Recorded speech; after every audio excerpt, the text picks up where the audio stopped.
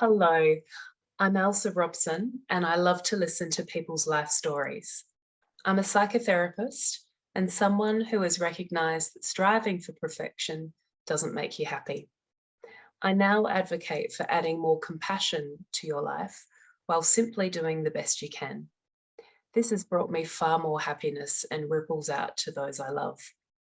I know through conversations with lots of interesting folk that they've also been exploring how perfectionism shows up for them. And today I can't wait to chat with the lovely Claudine Nightingill-Rane.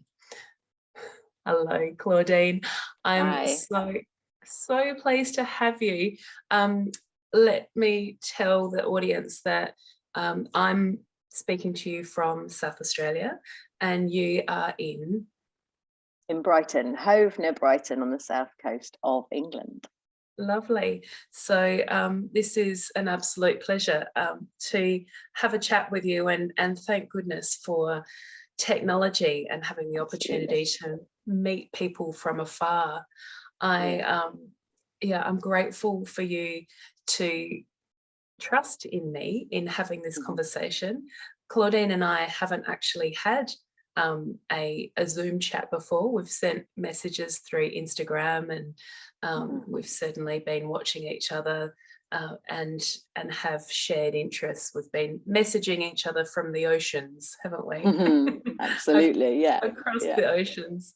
So maybe we'll start with a little bit about what fills your days. Absolutely. So probably my children, first and foremost. I have an 8-year-old and a 10-year-old on Friday.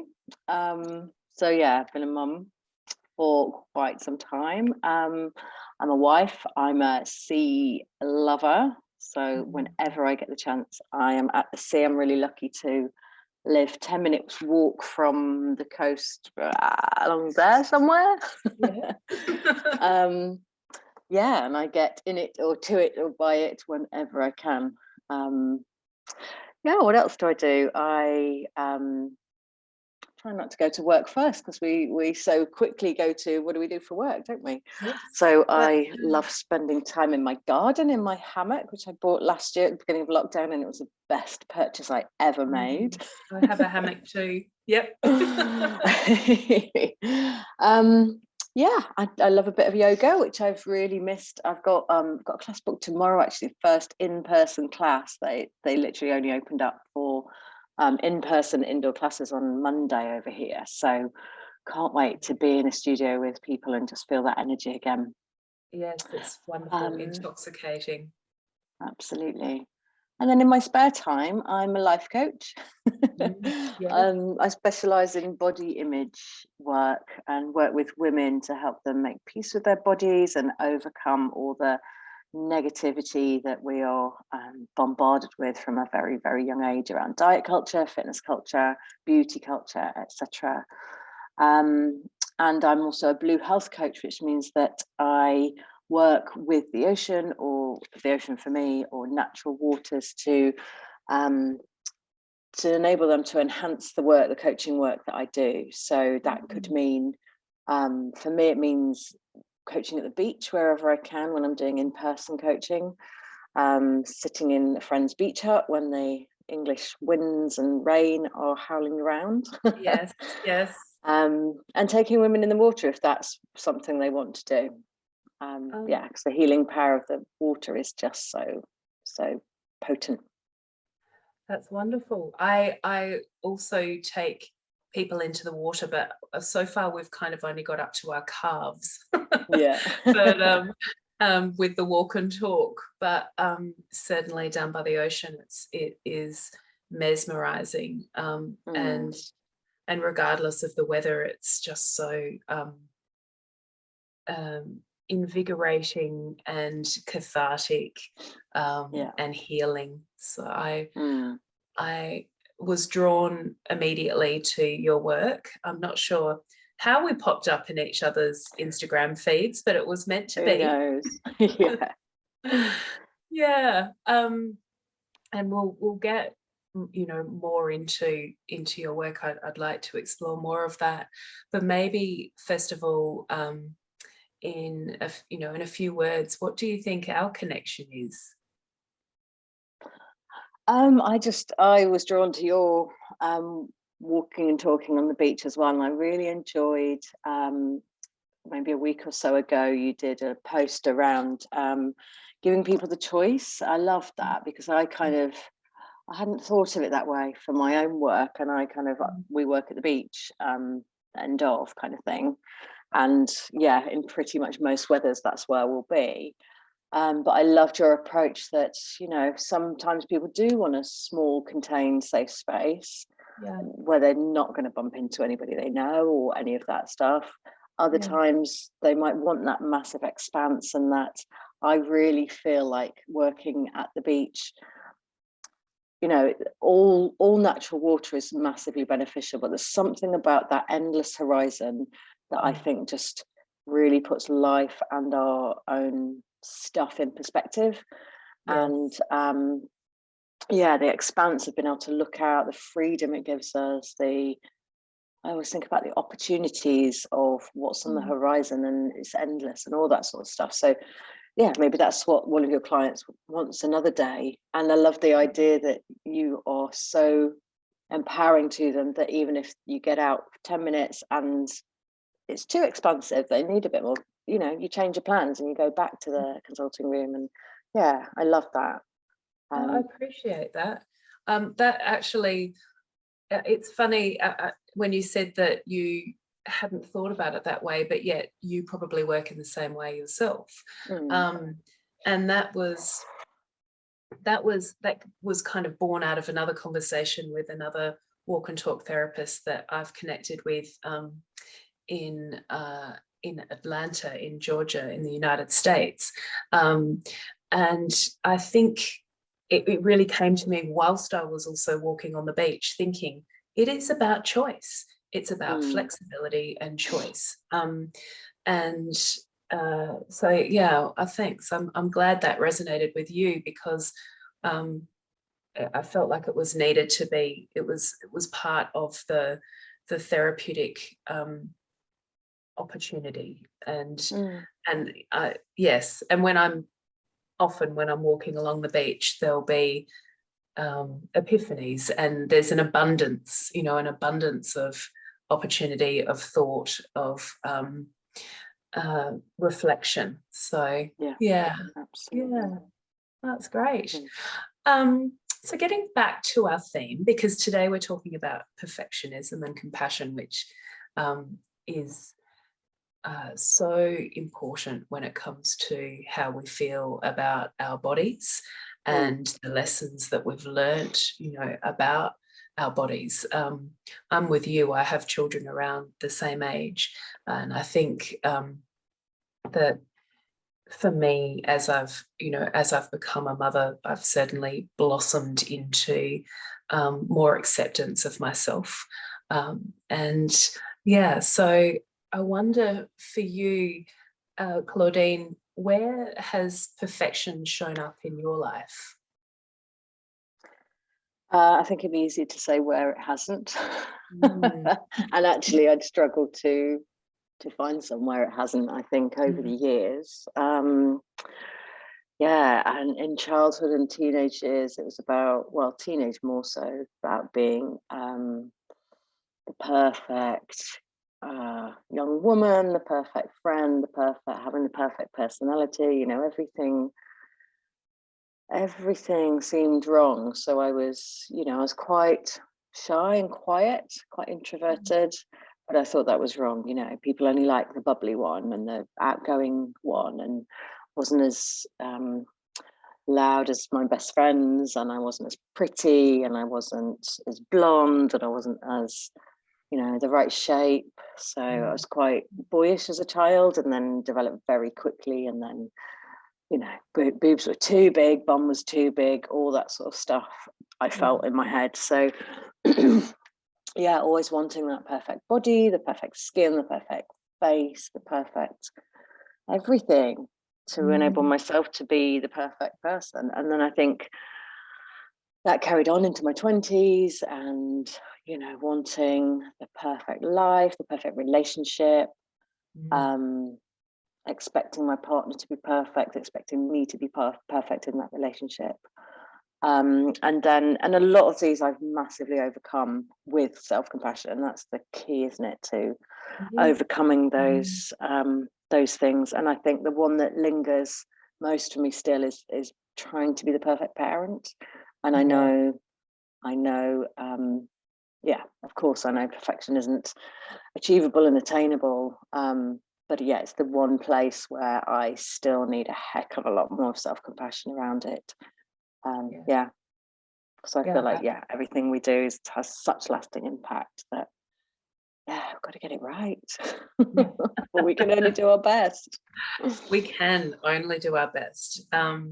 Like the generations before us, you know, were only doing their best with the information and with their own self-reflections. So exactly. Yeah, I've also wondered then, when did you notice that possibly you you could feel slightly differently about, or did you notice that perfectionism was coming into your life? Like, when did it need to change? Good question. I guess it's been such a gradual process. It's hard to kind of pin down the start. So I think I first went to counselling in maybe my late 20s. And I think that was probably the first time I started to kind of really reflect on myself in a really personal and deep way, and yeah, notice that I was holding myself to standards that were unrealistic, and that was making me miserable, I guess. But it's been the last few years, I think, since there's been massively profound change. And I kind of want to find a different answer, because it makes me sad that it's taken me till 40 to really get there. Yeah. So yeah, I mean, in terms of specifically the body image stuff, which I think for me and so many women is kind of at the core of some of our self-worth stuff. And my realization that shrinking myself, dieting constantly, exercising as punishment, the idea that that didn't have to be the way, only came to me 4 years ago. And actually the trigger for that, the kind of light bulb moment, was a woman very, very close to you, so Taryn Brumfitt, and watching her film Embrace, which was literally life-changing for me. Yeah, like I say, just showing me that I had a choice. I didn't have to diet. I didn't have to hate my body. It was like, whoa. And yeah, I've been on a huge journey ever since. Absolutely. So from there, I started hosting screenings of Embrace, because I just wanted to take that film to as many women and men and teenagers as I possibly could. I did lots of that before COVID hit. And then I started doing workshops and talks and any opportunity I could to share that kind of message around positive body image. And then everything got turned upside down last year with COVID and my previous business. So I turned what was a hobby into a career. Yes, lovely. The true pivot. Yeah. Well, that's wonderful. I certainly remember the first time that I watched Embrace too, and now I've watched it with my two daughters as well. They're 10 and 12, and that was really significant as well. They were passing tissues to me as I was sobbing on the couch. So yes, if anybody hasn't seen that, then please look it up. Taryn Brumfitt, Embrace. It's on everything these days. It's on Netflix and everywhere, which is wonderful, because back in the day you did the hard yards getting the movie shown out amongst the community, which was great. So yeah, you said that you were, you know, possibly a little bit disappointed that it wasn't until your 40s you know, you've been breaking down perfectionism. Isn't that funny? That's such a perfect answer as well, when we when we want that knowledge, or we want that insight much earlier, but of course it comes when the time is right. Absolutely, yeah. Yes. And so when, you know, there was another point in your life too, more recently, your health, that has quite, you know, impacted a lot too. Do you think that's also part of understanding your body as a vehicle, and then how important it is to tend to our mental health as much as it is our physical health? Yeah, definitely. So I first really struggled with my mental health about 4 or 5 years ago. I still don't know what to call it really. Breakdown sounds really dramatic, but I kind of stopped functioning fully, and realized it was really time to make a change. And then, so I've been working on that since. And then last year in summer, who knows whether it was brought on by the stress of, you know, COVID and home working and all that stuff, but I had a stroke out of the blue. And yeah, that really is a pretty horrendous experience. I'm grateful that it was so much milder than it could have been. I've got full use back of everything, and I know that doesn't happen to everyone who has a stroke. But yeah, very traumatic week in hospital, followed by a long recovery, and I'm kind of 90% there, but yeah, there's still lingering symptoms and stuff. But yeah, it really made me stop and check. And I feel like in those 9 months or whatever it is, I've learned so much about myself. So, for example, you know, I was less over the last few years, but I have very much been that one of those people, like many of us, who kind of wear busyness as a badge of honor. And yeah, I'm doing all the things, I'm spinning all the plates, and look at me, aren't I great? I'm throwing myself into my life, my parenting, my work, my everything. And I'm trying to be superwoman, and it all came crashing down, really. All those plates I was spinning came crashing down, and a lot of them didn't break. You know, so surprising. my husband's more capable than I always give him credit for, and he really stepped up. My kids were super resilient around it all. And it's just, I don't want to say it took that to make me believe I deserved a lot more rest than I was allowing myself, but maybe it did. And now I feel like I am so much more aware of, so fatigue was one of the biggest struggles straight after, or for a good few months afterwards, and really learning to listen to my body, and not just rest when I needed it, but rest before I needed it, and all that sort of stuff, and knowing what rest looked like. And it wasn't, you know, I still do it, far from perfect, but rest wasn't always sleeping more hours, or it wasn't always sitting on the sofa watching Netflix while scrolling through Facebook or whatever. Knowing I needed different types of rest, because different activities made me tired in different ways, which I'd never kind of realized before. Oh, that's fascinating. Checking in on your body, learning new ways of checking in is really important. I heard something quite interesting at a talk, a breakfast meeting for South Australian women in business, and it was Annie Harvey. She was talking about when you feel yourself kind of, well, I imagined like when you go around, like going down a drain and you're kind of spinning around the drain, when you notice that that's happening, what what do you pick up on in your life? And she talked about eating peanut butter with a spoon straight out of the container.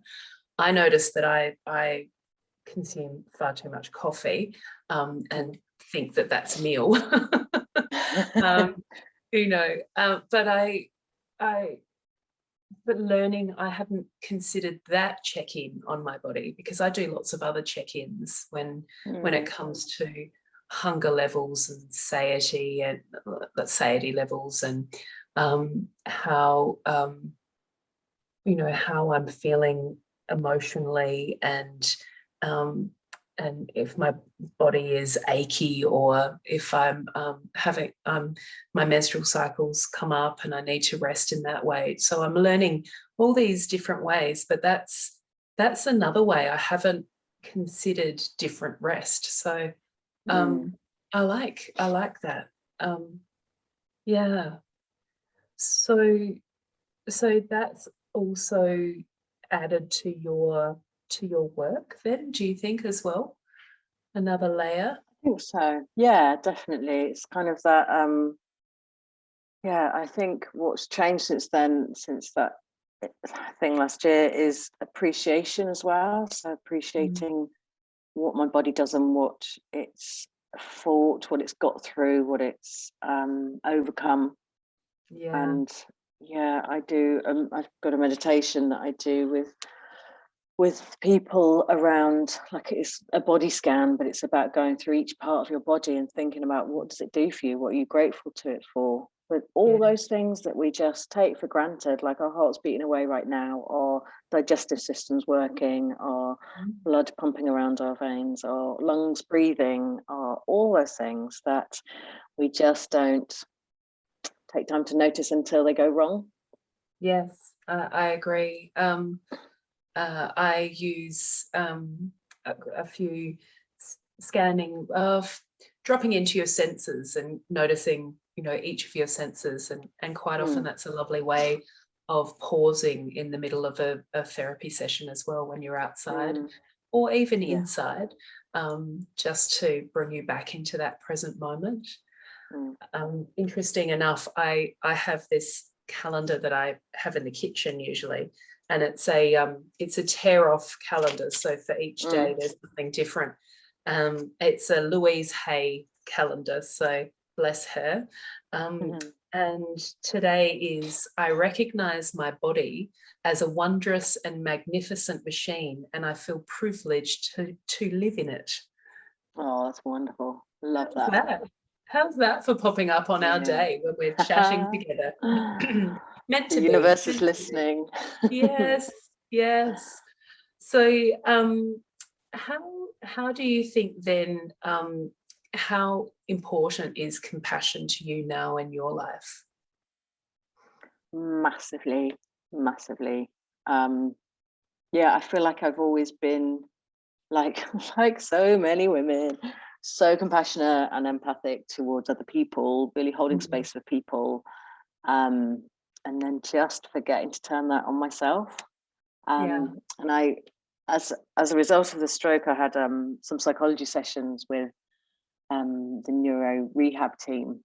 And one of the exercises the woman did with me was to imagine my compassionate other, I think she called it. So I've kind of built that into some of my practice now, to think about what that, it doesn't even have to be a person, it can be an animal, a thing, an energy, a sense, whatever it may be, but create a picture and a sense of it in your mind. And mine is future me, for some reason dressed in a furry white cloak. Okay. And she gives me a hug. So it's all cozy and warm when she gives me a hug, when I'm just being really unkind to myself, and she reminds me that it's okay when I'm doing my best and all that stuff. Wonderful. That's a lovely image to bring in. I often consider my my inner mean girl, because I've got a really nasty one, and she could often do with a hug from your compassionate self, and from my future compassionate self too. because really she's just needing needing a bit of validation and to be seen. So yeah, I love that. I've done a lot of work lately on inner critics and inner mean girl stuff. And yeah, I always think about turning the volume down on them and turning the volume up on the inner wisdom, inner best friend, whatever we want to call it. But actually getting her to give her a hug might be really beneficial as well. Yeah, you're right. Yes, because sometimes I think it's just our inner critic calling out to us, and they're just trying to protect us. But the only way they know how is to criticize us, because because otherwise we won't listen, and we'll get, we'll embarrass ourselves and do something stupid, and people won't like us. So yes, it's coming to terms with that person within us. So you've got some offerings that you've been doing some lovely stuff by lakes, I saw last week. So what have you got coming up? So coming up, what I'm working on now is the Body Kind Mind Code, which is a 10-week online group coaching program to help women from wherever they're at, which obviously some are over here, just beginning of summer, which is when people look in their wardrobes past all the joggers and the sweatshirts they've worn for the last 6 or 9 months in lockdown. I know I certainly have a very full wardrobe of those sorts of things, elastic waistbands and all that, and dig out their summer dresses and shorts and all that, and just think, oh God, have I got to show my body in these in the next few months? Maybe nothing fits, maybe it's just the thought of it, maybe it's all the things that we hold ourselves back from because of how we feel about our bodies. So like I say, living really close to the beach here, the amount of women that I know either won't go to the beach because of how they feel they look, they won't put a swimsuit on because of how they feel they look, they won't play with their kids and just get on a sup board, get in the sea because of how they feel they look. And how they feel they look isn't how they look most of the time. It's a distorted image so often. So yeah, taking women from there, the dread of the eating an ice cream on the beach and the guilt and shame that comes with that, and all those things. And as lockdown is lifting here, we're starting to go out, meet friends. I keep hearing people saying, oh, what are my friends and family going to think of me? I've put on so much weight since I last saw them. And I just have been saying to them, if they're going to judge you that harshly, then maybe you don't need them in your life. And that is quite harsh, but actually people don't judge us the way we think people are going to judge us. And if they do, that honestly we need to question, is that someone we want in our life if they're so judgmental? Anywho, so taking people from that to getting summer body ready, which is not about changing their body, it's about changing their mindset to their body. They are summer body ready right now because they've got a body. Summer's coming. I made a comment on an advert. I get so sick of seeing adverts about, I've been really, I was talking to someone last night about this. I've been really careful to detox my social media feeds, but the adverts still pop up. 42-day transformation to get summer body ready so you can go to the beach. And I said this ranty comment saying, I don't need your permission to go to the beach. I don't need to be I don't need to slim down. I have a body, I'm taking it to the beach on a regular basis, and don't need your bloody permission to do that. And how did you go? Did you get some feedback? I got lots of supportive comments from my own followers and friends and all that stuff, but no comments back from the people who placed the advert. So who knows whether they saw it or deleted it or what? I don't know. So I take women from there to just having, I think with anything, the first step is noticing, isn't it? We're so indoctrinated by diet culture and fitness culture that we don't see those images that are always airbrushed. We don't see those adverts for what they are. We don't see we don't see things for what they really are. So it's noticing how harsh we are to ourselves. It's exercises around, what would you say to your best friend, and stuff around that inner critic and inner wisdom. So I use a bit of hypnotherapy and mindfulness and NLP and coaching techniques, and set my ladies challenges so that they can push themselves gently out of that comfort zone and do things they wouldn't have done before. So that they end the program in summer feeling great, not giving a shit about what they think other people are thinking about them, because they're probably not thinking that, and just making peace with their bodies, being friends, making friends with the mirror, and just feeling fantastic. Because that, as I said earlier, I think body image stuff for men as well. My focus is on women because I relate to their experience much more, particularly mums, but all women. And that body image stuff is so at the core, and it is a reflection of how we value ourselves and our levels of self-worth. So we don't always realize, I think, but negative body image can filter out and have negative impacts on every area of our lives. Relationships, parenting, lack of relationship, friendships, what we do with our social life, even work. You know, women have said to me things like, I can't go for that job promotion or go to that interview because I just don't feel right in any of my clothes, and I'm not going to get it anyway because she's prettier and slimmer and more confident and she's going to get a job, so what's the point? So it holds us back from everything. So therefore, of course, on the flip side, I believe that if we are able to overcome and have a positive body image, it has that ripple effect and can make a massive difference to our confidence and self-worth, and that has a knock-on to every part of our lives. And then the second part of it is, I don't just work with mums, I work with any women, but I want to filter that positive body image down to the next generation, our own kids, or you know, any kids in our lives, so that, because the toxicity of social media these days, which we didn't have growing up, is making the problem worse in not just teenagers, but younger than that. You know, 5-year-olds are saying they want to diet and lose weight, and that's not right. We need to pass down some more positive body image and attitudes. Absolutely. I agree with everything you say. That's similar work to what I do with people one-on-one. And it's very hard often when you meet with somebody to I find it sometimes tricky because of the work that I've done within my own life, that I need to remind myself of where I was back when I first started learning. When I first started learning about that diets are bullshit, and that there is a movement called health at every size, and how important it was, and how important intuitive eating is, and lots of other ideas. But I need, I'm very conscious to meet people in the place that they are at.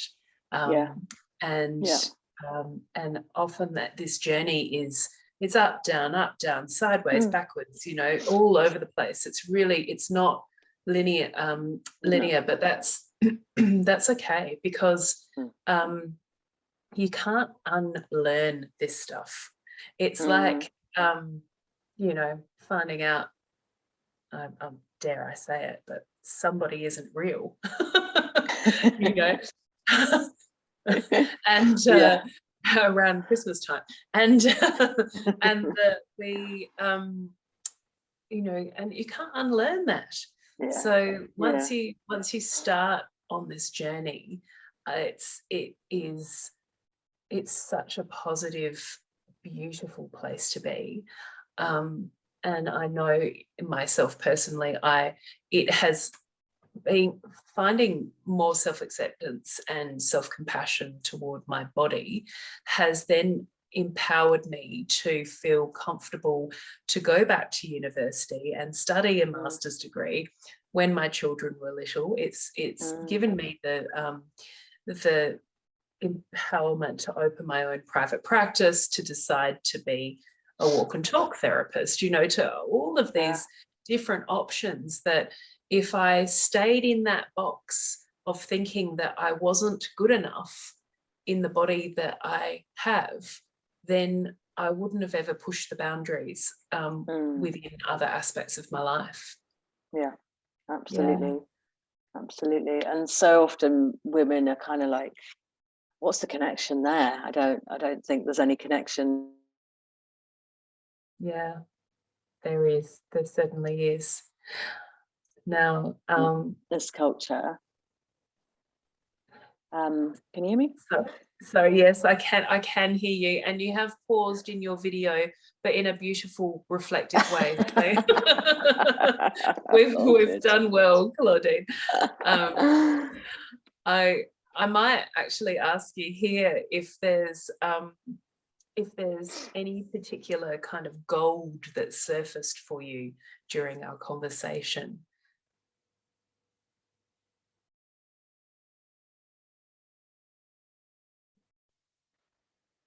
Oh, I may have lost you now, Claudine. Oh, I think I might be back. I lost Oh, there everybody for you a are. moment. Yeah. So, yeah, so is anything particularly sparkly or golden, turned up for you during this chat today? Oh,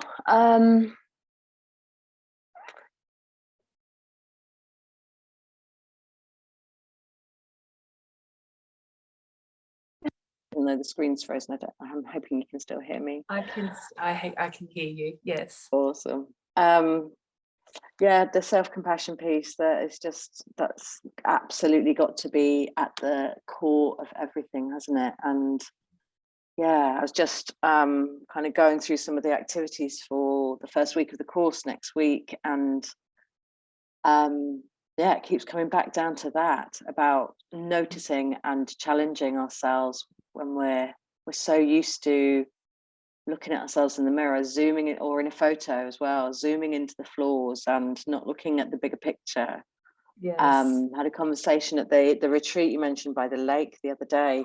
Yeah. Had a conversation with a woman who yeah, I'd taken a picture in the day, and she asked to look at it, because we said, if anybody's uncomfortable with us sharing these pictures, let us know. She needed to see it, and she zoomed in and looked at her bum and looked at her cellulite. And I was like, yeah. Okay, let's just zoom out. And are you having a good day? What were you doing in that moment? How were you feeling in that moment when she was on a stand-up paddleboard for the first time? Yeah. And it was absolutely joyous, and it really, helped her shift that perspective. Who fucking cares if you've got some cellulite? That doesn't take away from the joy of being on the water in a beautiful setting. That's right. Absolutely. We get lost in those details, but you need to get lost in the bigger details. Well, Claudine, it's been wonderful chatting with you. I think we'll finish our recording now, and I'll provide all the links to your business and Lovely, to your Instagram. So it's been lovely, and I'm so very grateful that you have entrusted having a chat with me tonight. Oh, it's been amazing. Thank you. It's been great. Thanks so much. Goodbye. Bye-bye.